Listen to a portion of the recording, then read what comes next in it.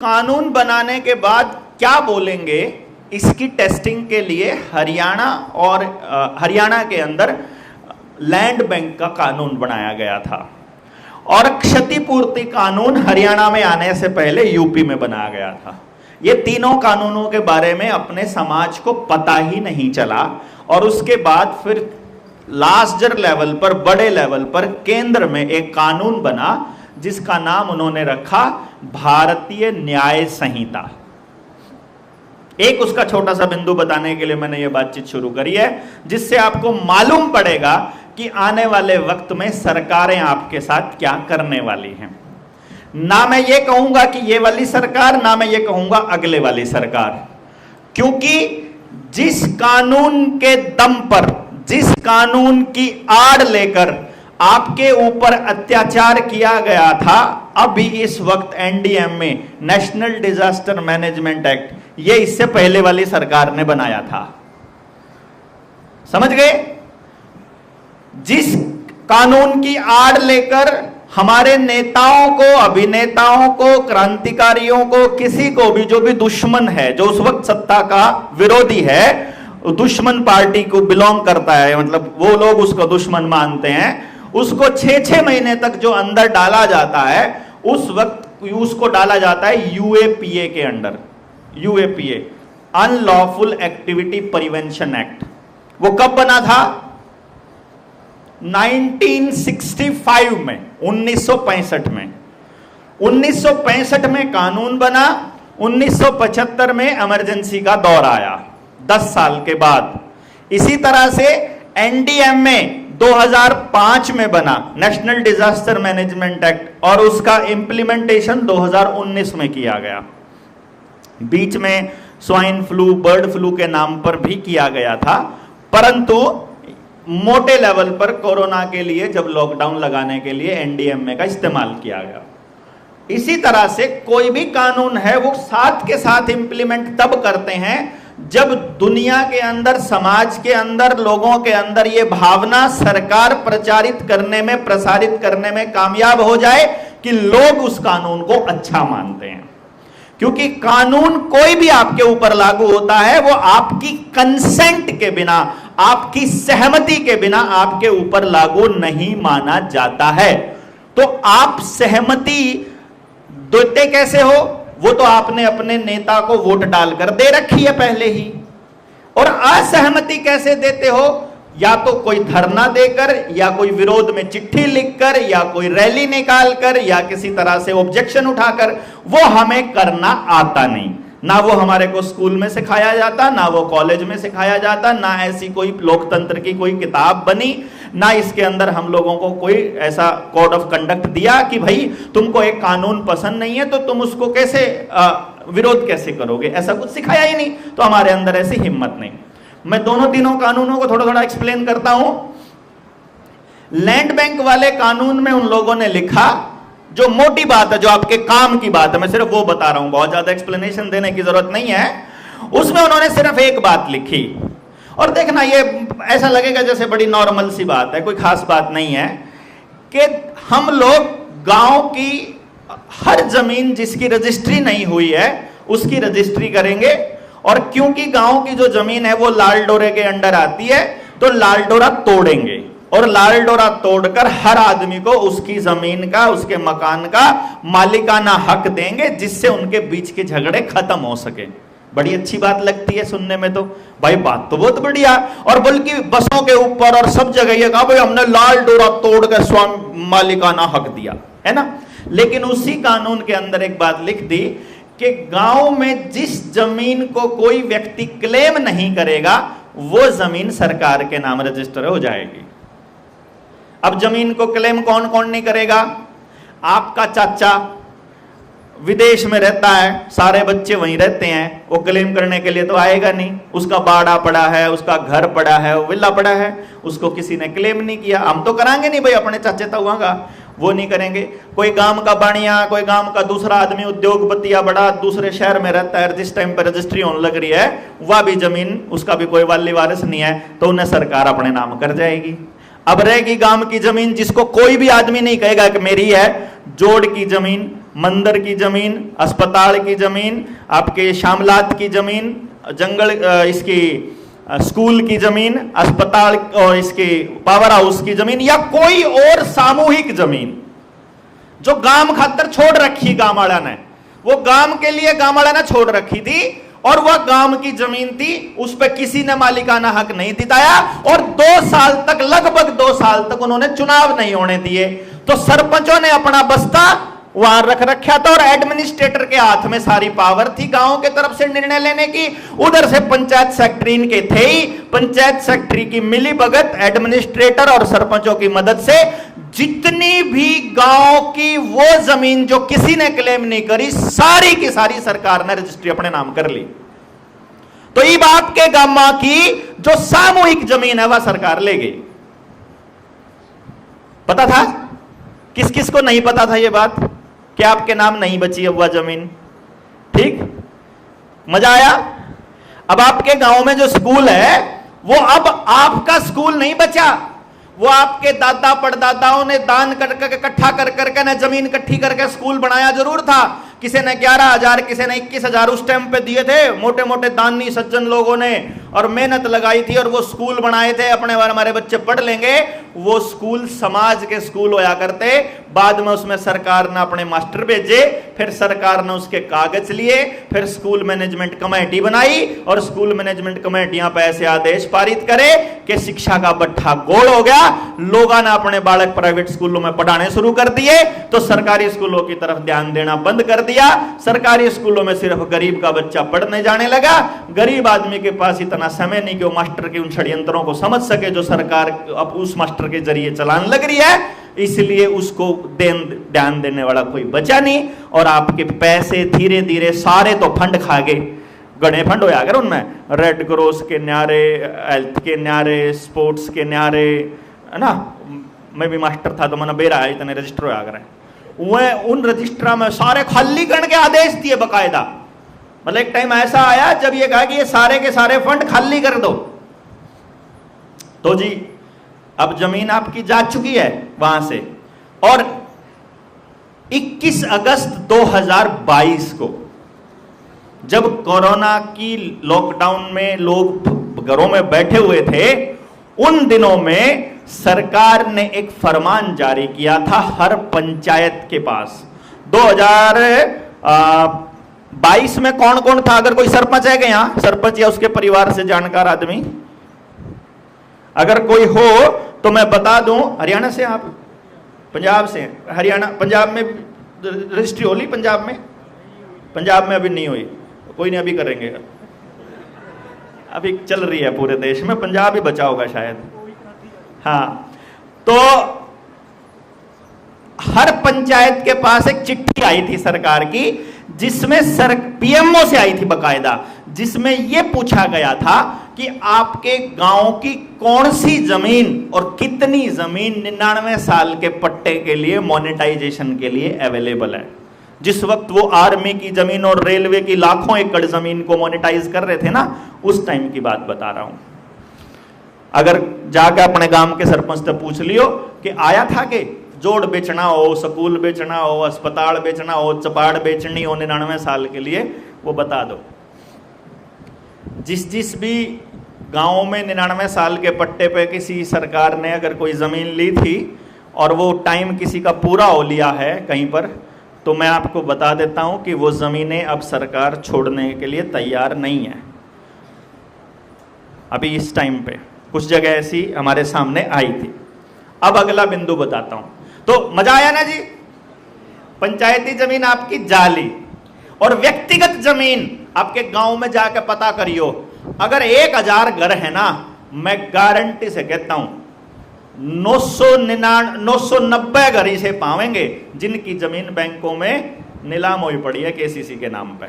कोई 2-4 घर मिलेंगे जिन्होंने केसीसी नहीं बनवा रखा, नहीं तो सबकी व्यक्तिगत जमीन भी बैंकों में पड़ी है और सरकारी जमीन वहां जाली है। और ऊपर से एक खुशखबरी दे देते हैं, 15 दिन पहले नरेंद्र मोदी की सरकार ने एग्रो बिजनेस, ये मतलब चुनाव से 15 दिन पहले की बात कह रहा हूं, जब ये होया था, यानी कि आचार संहिता लगने से पहले जिस टाइम पे सरकार थी, पूरा एग्रीकल्चर का बिजनेस और उसकी बैंकिंग सारी की सारी अडानी ग्रुप को सौंप दी है। यानी कि, और एक और कमाल की बात है, आपके पास, किसी के भी पास केसीसी का पैसा जमा कराने के लिए कैश नहीं है, किसी के पास भी नहीं है गांव में। सब जब अपना केसीसी का पैसा जमा कराते हैं तो किसी से मांग के लाते हैं, जमा करा के ब्याज कटवा के वापस अगले को देते हैं, ऐसा ही करते हैं ना।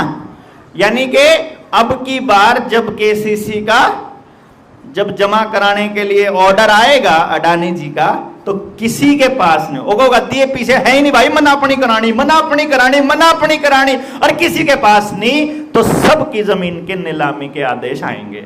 और अगर आपकी जमीन नीलाम होगी तो जमीन हो जाएगी बैंक की, और बैंक अगर अडानी का होगा तो जमीन हो जाएगी अडानी की, और अडानी का सारा पैसा शेयर मार्केट में, और शेयर मार्केट चलती वहीं से है, वॉल स्ट्रीट, न्यूयॉर्क, और फिर लंदन, और फिर इजराइल। यानी कि वही इजराइल जिसने अंग्रेज भेजे थे उस टाइम पे, ईस्ट इंडिया कंपनी जो आई थी ना, वो भी उसी इजराइल के रास्ते से आई, यानी उन्होंने ही भेजी थी, कहने का मतलब। यानी कि वही इजराइल दोबारा से आ रहा है, यानी गुलामी का दौर दोबारा से आपको दिखाई दे रहा है, मेरे को तो दिखाई दे रहा है। यही कारण है कि मारे तो ज्यादा चढ़ रहा है, आपको पता नहीं चढ़ा है कि नहीं चढ़ा है, लेकिन हमारा तो दिखने लग रहा है। तो भाई मेरे बच्चे के लिए मेरे गांव में कोई स्पेस नहीं है, आपके बच्चे के लिए भी नहीं है। और यूपी में इन्होंने एक टेस्टिंग कर ली कि घर तोड़ के उनको ये जो कबूतर खाने बना रखे हैं ना केएमपी के आसपास, इसमें शिफ्ट कर दिए।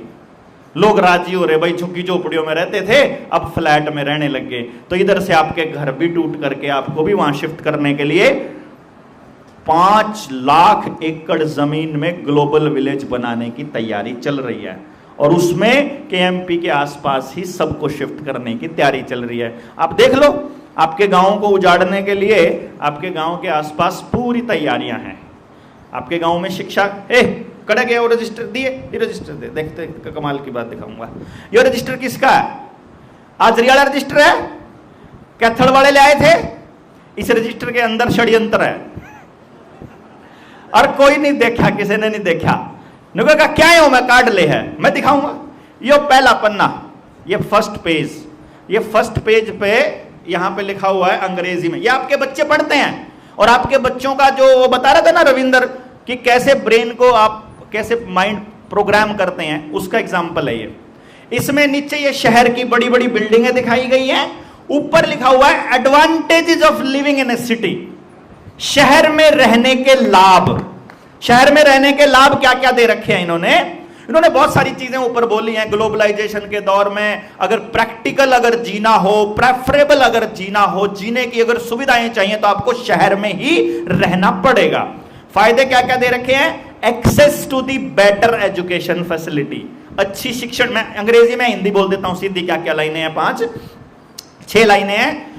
बेहतर शिक्षा सुविधाएं, ट्रांसपोर्ट का अच्छा नेटवर्क, जॉब अपॉर्चुनिटी यानी कि नौकरी के अवसर, और हेल्थ केयर यानी डॉक्टरी सुविधा के अवसर, और मल्टीकल्चर एनवायरनमेंट, भाई चारों का अंतर लोग आवे, और बहुत सारा एंटरटेनमेंट मतलब मनोरंजन के साधन खूब मिलते हैं, और खाने पीने के आइटम। ये इसके फायदे बता रखे हैं। ये वाली चीजें गांव में तो नहीं मिलती, क्योंकि गांव में तो आपके यहाँ पढ़ने के लिए स्कूल भी नहीं है, वहां तो नौकरी के लिए रास्ता भी नहीं है, हेल्थ फैसिलिटी भी नहीं है, फ्री टाइम में कुछ करने के लिए कुछ भी नहीं है, ट्रांसपोर्ट भी नहीं, गांव में तो बस भी नहीं जानती कितने जाना पड़ जाए तो इसलिए आपके पास गांव में कुछ नहीं धरा, गांव छोड़ के शहर में चलते हैं। गांव का एग्जाम्पल, गांव में क्यों रहना, गांव को क्यों उजाड़ना चाहते हैं और शहरों को क्यों बसाना चाहते हैं, ये अपन कल की बातचीत में कहेंगे। आज फिलहाल इतना ही इसके लिए, यानी इस नियम पे इसको आप समझ लो आप कि ये माइंड प्रोग्राम कैसे चल रहा है। ये था एक कानून जो लैंड बैंक का था। दूसरा कानून जो कि क्षतिपूर्ति कानून था, इसके बारे में किस किस को मालूम है? क्षतिपूर्ति कानून, जो किसान आंदोलन में थे उनको 2-4 लोगों को पता होगा, या फिर जिन्होंने सुना है, ये 8-10 लोग, मैं आपको उसके बारे में बता देता हूं। क्षतिपूर्ति कानून ये कहता है कि जैसे अभी जनता सरकार मोर्चा की ये ट्रेनिंग चली हुई है, इस ट्रेनिंग में मैं ये कह देता हूं कि भैया हमको इस बात के खिलाफ आवाज उठानी चाहिए, और हमारा सदन जो है इसकी परमिशन हमको दे दे, और सदन की परमिशन से हम डिप्टी कलेक्टर के वहां चले जाएं अपनी बात रखने के लिए, और वहां हम धरना दे दें।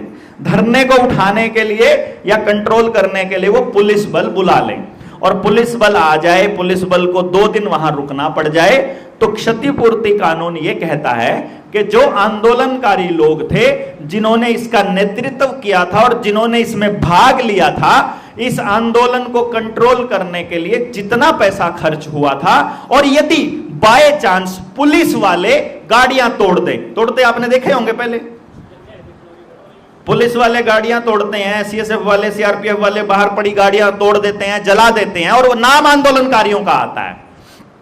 अगर वो ऐसा तोड़ दें तो वो ये कहते हैं कि भैया इसका जो सारा खर्चा है वो आंदोलनकारियों से वसूला जाएगा।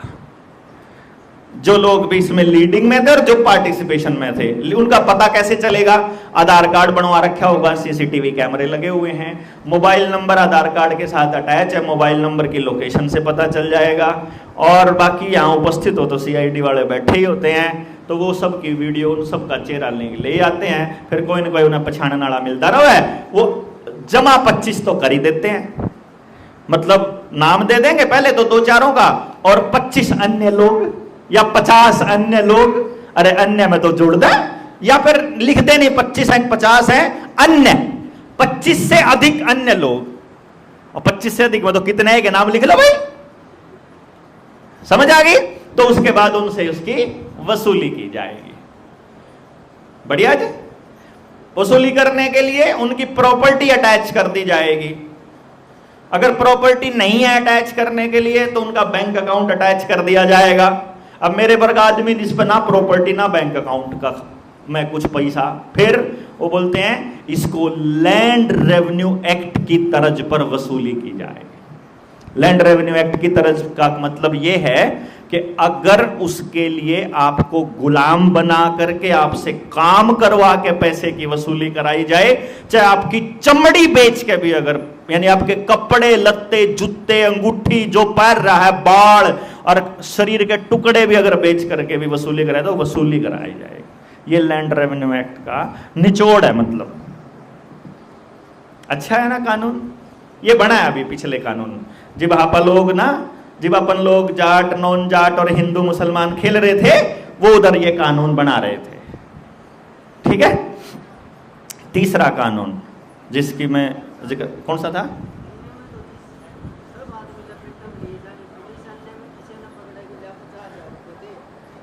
ऐसे ही होगा। ये तो इसके क्या क्या नुकसान होंगे ये तो आप इमेजिन कर लो बस आप। और किसी भी कानून को यदि आपने ये देखना हो कि ये कानून कितना भयानक हो सकता है, तो आप केवल इतना इमेजिन कर लो कि जिसके हाथ में कलम है, अगर वो कोई घटिया आदमी हुआ या आपका वो दुश्मन हुआ तो कैसे उसका बदला लेगा। बस इतना देख लो। ये देखो, फायदे गिनाएगी सरकार अपनी तरफ से, सरकार की तरफदारी करने वाले लोग उसके फायदे गिनाएंगे, लेकिन जनता का एक ही काम है कि यदि उस कुर्सी पर कोई निकम्मा आदमी बैठा हो, घटिया आदमी बैठा हो, देश का दुश्मन बैठा हो, किसी के हाथ, गलत आदमी के हाथ में कमान आ जाए। देखो, चाकू बुरा नहीं होता है, चाकू का इस्तेमाल बुरा है कि नहीं? चाकू, तलवार, बंदूक ये बुरी नहीं है, इनका इस्तेमाल करने वाले की नीयत और उससे जो किया गया वो अच्छा या बुरा कहा जाएगा। तो कानून का इस्तेमाल अगर कोई गलत आदमी के हाथ लग जाए कैसे करेगा, ये चेक कर लो बस आप। और इसका आपने एक मुजाहरा अभी देखा होटल के अंदर, है ना, हमारे साथ जो उन्होंने किया। मतलब हम लोगों के पास, चलो बाकियों के ऊपर तो मुकदमा करने के लिए उनके पास कोई कारण था, हमारे ऊपर तो कोई मुकदमा नहीं, कोई शिकायत नहीं, कोई हमारी हुड़दंगबाजी नहीं, कोई नारेबाजी नहीं, कोई किसी के साथ गाली गलौच नहीं, किसी के साथ कोई बहसबाजी इतनी नहीं थी कि भाई उसके लिए वो हमको ले जाएं और उल्टा करके हमारे तड़वे पीट के सारे टांगों को अपना सुजा करके वापस छोड़ दो। कमाल है भाई, है ना? भैया तो आज हमारे साथ हो रहा है, आपके साथ नहीं होगा इसकी क्या गारंटी है भाई? अभी जब आप अपने बच्चों के लिए आवाज उठाने चलोगे, आपके साथ सबके साथ यही होने की तैयारियां हैं। तीसरा कानून जो बात बता रहा था, कौन सा था, क्या कह रहा था मैं शुरू में?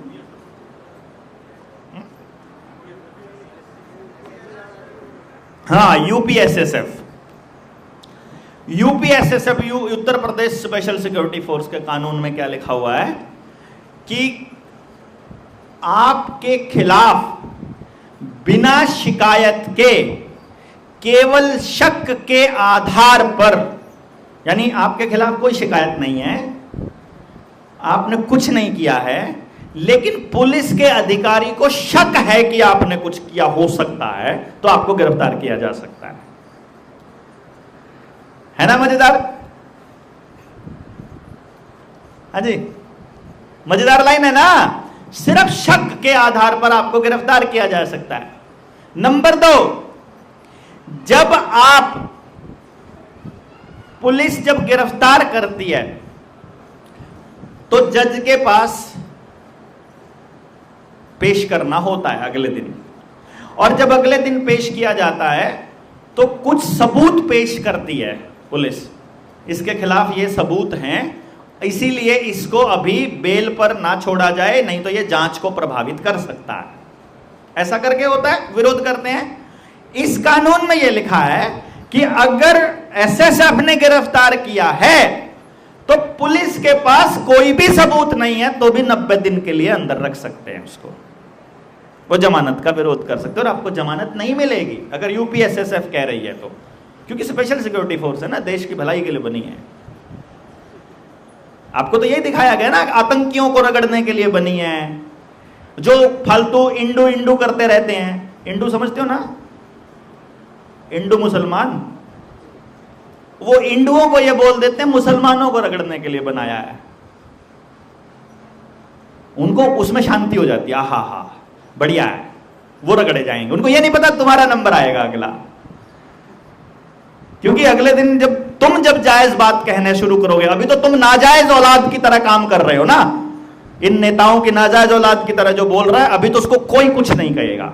जिस दिन तुम जायज बात करने लगोगे, तुम्हारा नंबर भी उसी कैटेगरी में आएगा, आतंकी बोल दिया जाएगा। यहां पीछे खड़े आतंकी तो बोले जाते हैं, तीनों बीच वाले, सुभाष चंद्र बोस को अंतरराष्ट्रीय युद्ध अपराधी बोला जाता है, और ये जो दूसरे हैं भगत सिंह और ये दूसरे सुखदेव आजाद, ये जितने क्रांतिकारी, इन सबको आतंकवादी बोला जाता है। अभी भी कागजों में लिखा हुआ है, हमने तो फोटो लगा रखे हैं, वो तो चलो शुक्र हुआ पुलिस वाले भी लगाते हैं इनके फोटो, अब पता नहीं वो कागजों में आतंकवादी लिखा फिर भी फोटो लगाते हैं, वो हम तो लगाते हैं, चलो हमको तो कहेंगे ही कल को आने वाले वक्त में ये लोग।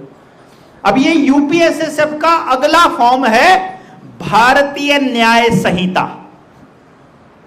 भारतीय दंड संहिता हुआ करता था पहले, आईपीसी हुआ करता था, उसका अभी उन्होंने दंड संहिता को बदल के न्याय संहिता कर दिया। उसमें भी मालूम है क्या है, वही जो यूपीएसएसएफ वाली बात है, वही बात उसके अंदर ऐड करी हुई है कि अब आपकी कस्टडी जो है वो 90 दिन के लिए ली जा सकती है।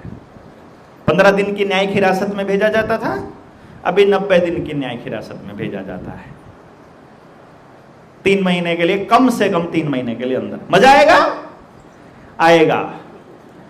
अपने गांव बचाने के लिए जिस दिन बोलोगे उस दिन लठ लगेंगे, अपनी जमीन वापस लेने के लिए बोलोगे उस दिन पिटोगे, अपने बच्चे की शिक्षा और रोजगार के लिए जिस दिन सड़क पर उतरोगे लठ लगेंगे, अगर टैक्स का विरोध करने के लिए उतरोगे तो यही होगा।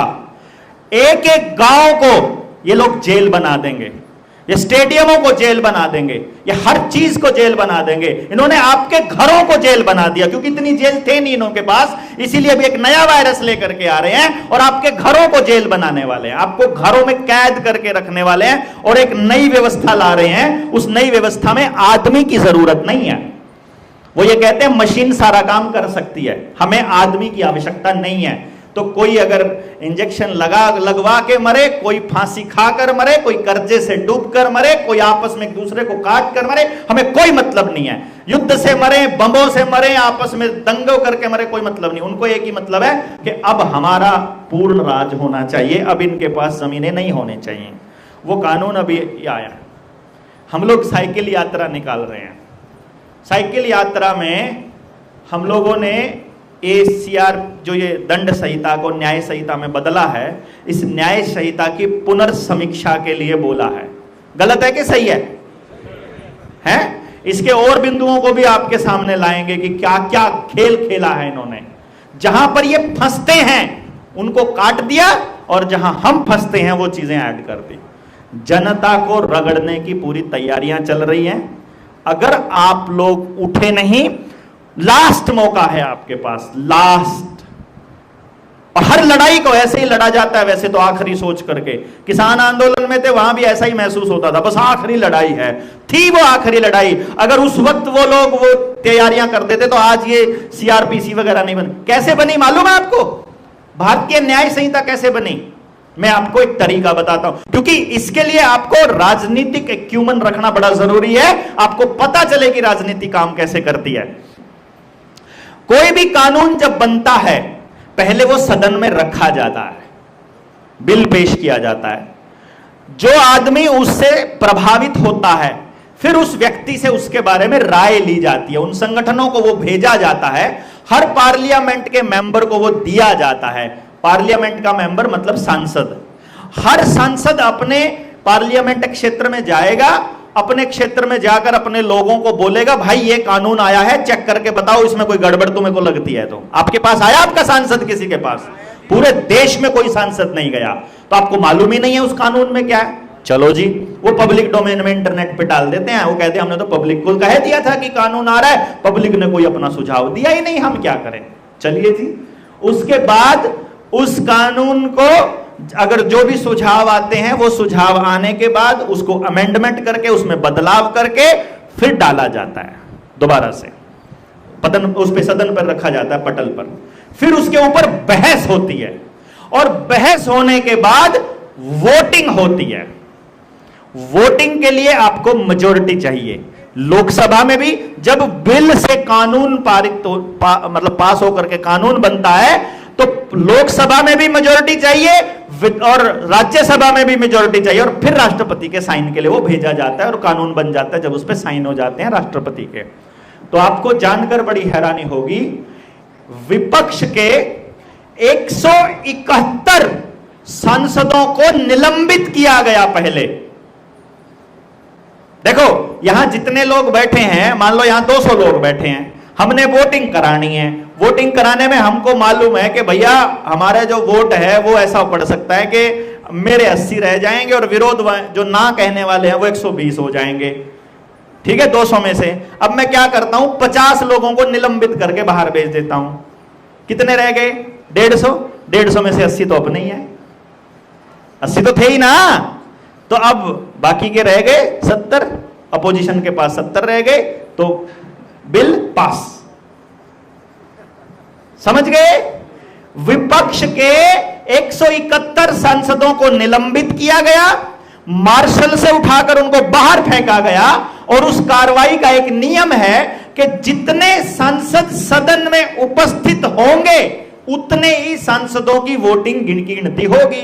तो 171 काट के जो उनके रह गए, उनसे 2/3 मेजोरिटी से बिल पास हो गया, और आपके ऊपर नया न्याय संहिता थोप दिया गया, और 3 जुलाई से वो लागू हो रहा है। और उसकी समीक्षा के लिए 29 जुलाई से हम साइकिल यात्रा शुरू कर रहे हैं, ठीक है। 29 जुलाई से यात्रा शुरू कर रहे हैं।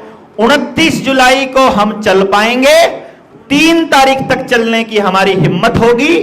3 तारीख को सरकार के पास 3 महीने के लिए सबको अंदर करने की पावर मिल जाएगी। अब आप बचने का, मैंने क्या बोला, 29, हाँ जुलाई नहीं भाई, सॉरी गलती हो गई, 29 जून से, और मैंने 3 जुलाई, और जुलाई का महीना में तो ये पास हो रहा है 29 जून से, यानी ये बस आ ही रहा है 10 एक दिन के बाद, 15-14 दिन के बाद 29 जून से यात्रा शुरू कर रहे हैं। और उसके मात्र 5 या 4 दिन में CRPC का जो अगला वर्जन है वो लागू हो जाएगा, और उसके बाद हम सबको अंदर करने की। अब आप लोगों को इसकी तैयारी पहले से करनी पड़ेगी अपने गांवों में जाकर के, कि वहां हमको जब लठ पड़ेंगे तो आपको अपने डेप्यूटी कलेक्टर को पकड़ना पड़ेगा यहां, क्योंकि आप हर आदमी वहां नहीं पहुंच सकता ना जहां लठ पड़ रहे हैं।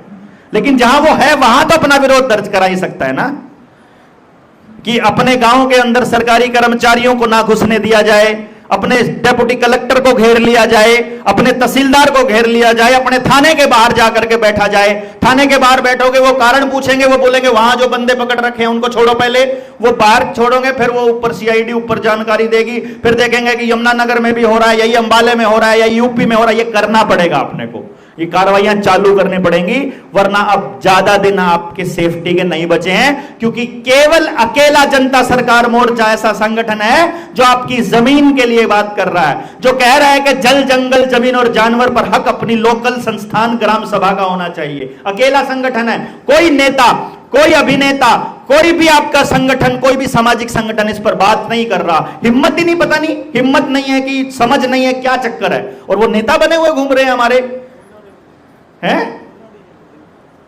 मतलब उन आप एक कोई और नहीं बोल रहा, जल जंगल जमीन और जानवर पे कोई नहीं बोल रहा, और सारे अधिकार उनको जा रहे हैं, शिफ्ट हो रहे हैं। तो इसका मतलब विपक्ष भी वैसे ही है। कोरोना के टाइम पे आपने देख लिया, राहुल गांधी, अरविंद केजरीवाल और नरेंद्र मोदी की एक ही लैंग्वेज थी, है कि नहीं? ये तीन नेताओं को हम लोग बोलते हैं कि ये थोड़े से ज्यादा चमकते हैं, मीडिया के अंदर इनको ज्यादा बनाया जाता है। इनके अलावा जो भी नेता आपने देखा हो, ममता बनर्जी हो, नीतीश कुमार हो, मुलायम सिंह यादव हो, कोई भी हो, सब यही भाषा बोल रहे थे जो ये बोल रहे थे। अब आपको देखना होगा कि आपको अपने बच्चों के लिए किसी के ऊपर निर्भर रहना है या खुद से सोचना है। इस ट्रेनिंग के मुख्य दो पर्पस हैं। पहला पर्पस, आपको एक अलग एंगल से सोचने की दिशा देने का काम हम करेंगे। हम नहीं कहते कि हम सच बोल रहे हैं, 100% सच है। हम ये कह रहे हैं कि भैया एक तस्वीर जो टीवी दिखा रहा है, जो मीडिया दिखा रही है, जो सरकार दिखा रही है, वो है इस बात की। दूसरी तस्वीर ये है, दोनों देख लो, दोनों को परख लो, दोनों को जांच लो, और उसके बाद निर्णय लो कि आपके लिए सही क्या है। हम लोग ये बता रहे हैं आपको। दूसरा, आने वाले वक्त में ये नहीं पता है कि लड़ने वाले लोगों का क्या हाल होगा। जो फ्रंट में चल रहे हैं, इस लड़ाई को जिसने भी लड़ा है उसने अंत तक नहीं पहुंचा पाया है। तो एक ऐसी फौज तैयार कर दी जाए तो आप सब लोग एक दूसरे से मिल लो, पहचान लो, सब एक दूसरे को जांचो, देखो कि समाज में अगर अच्छे लोग हैं तो भाई उन अच्छे लोगों को एक साथ आकर के लड़ना शुरू करना पड़ेगा, एक दूसरे को मजबूत करना पड़ेगा।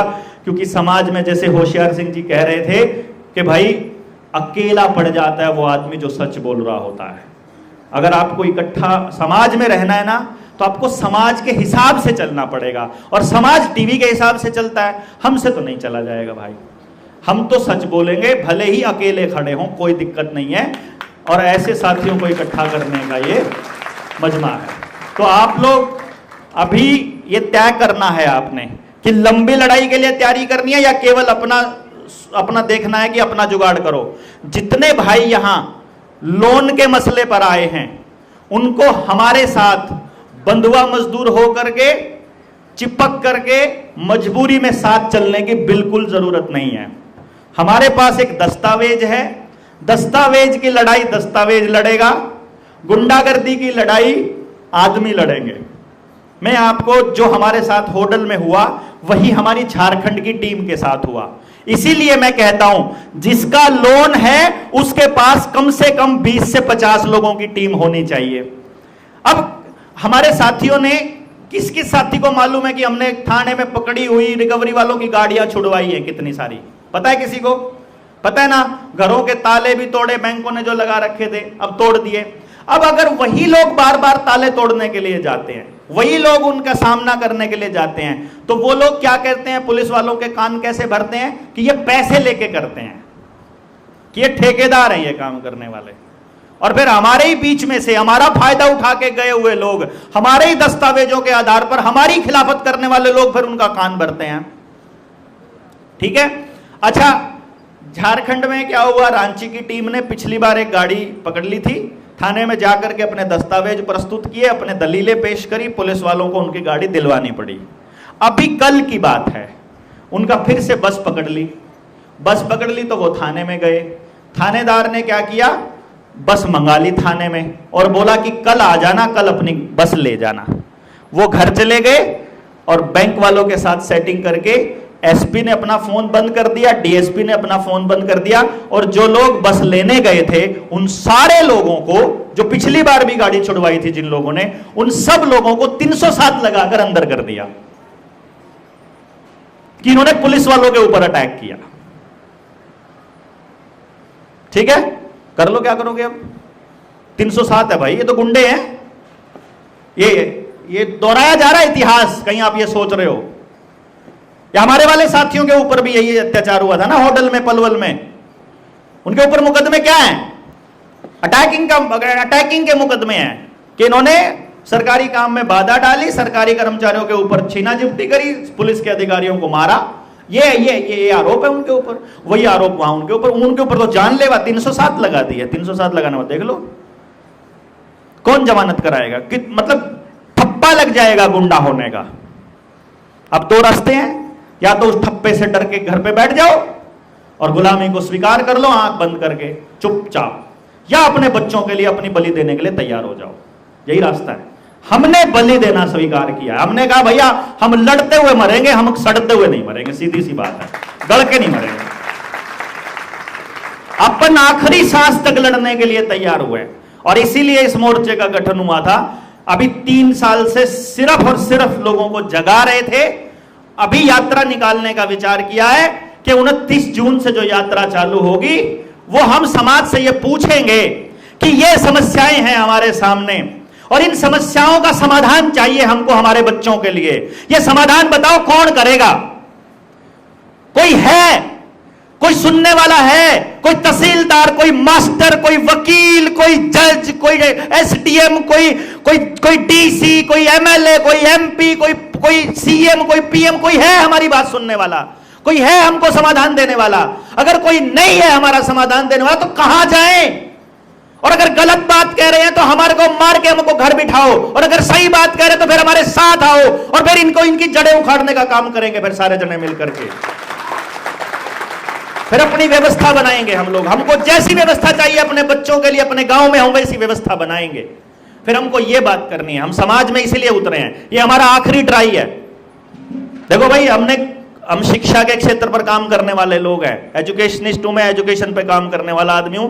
मेरे को कोई मतलब नहीं है राजनीति से, एमएलए बनना नहीं है मुझे। मैं ऑलरेडी एमएलए से ऊपर की पावर रखता हूं, मेरे को नहीं जरूरत है। मालिक हूं मैं इस देश का, मैं इस धरती का मालिक हूं। हम ये लगाते हैं, ऐसे ही नहीं लगाते हैं कि जनता ही सरकार है, ऐसे नहीं लगाते हैं। एक्चुअली जनता सरकार होती है, लेकिन इस पे कल हम चर्चा करेंगे।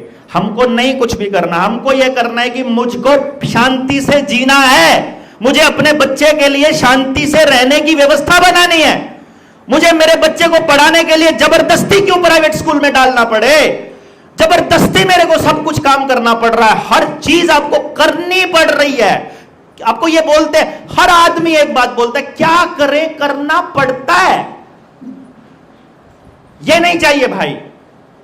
हमको समाज में व्यवस्था चाहिए, मैं जैसे जीना चाहता हूं मैं वैसे जीऊं, बिना किसी दूसरे की आजादी को छेड़े, और वैसी व्यवस्था बनाने की दिशा में काम करने के लिए उस समाज से बात करने के लिए निकलेंगे।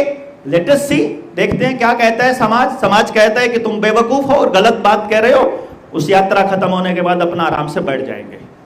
और अगर समाज कहता है कि तुम ठीक कह रहे हो, तो अगर ठीक कह रहे हो तो ठीक के लिए खड़े होंगे और लड़ेंगे और जीतेंगे 100%। इसका मैं विश्वास दिलाता हूं। तो अभी के लिए आपका जलपान का समय हो गया है, आप जलपान कीजिए, और उसके बाद हम लोग क्या हो गया।